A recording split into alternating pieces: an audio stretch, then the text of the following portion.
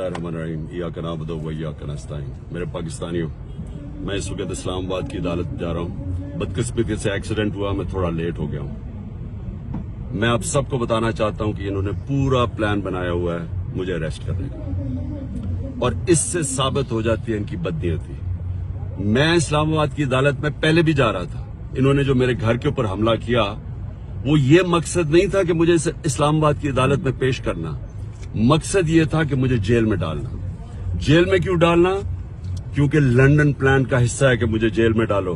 ये नवाज शरीफ की ये उसकी डिमांड है कि इमरान खान को जेल में डालो और इलेक्शन में वो हिस्सा ना ले सके, और ये फिर वही करने जा रहे हैं। अभी मुझे पता है कि मुझे अरेस्ट कर रहे हैं। मैं सिर्फ बताना चाहता हूं कि मैं रूल ऑफ लॉ में मानता हूं, कानून में मानता हूं। पता होते हुए मैं जा रहा हूं, लेकिन मैं कौम को बताना चाहता हूं कि ये बेनकाब हो गए हैं। ये जो लोग ऊपर बैठाए हुए हैं, जो चोर और डाकू और जिन्होंने बैठाए हैं, ये बेनकाब हो गए हैं कि इनकी नीयत क्या है। नीयत कभी इस मुल्क में कानून नहीं थी। इसमें जंगल का कानून नाफिज किया हुआ है इन्होंने।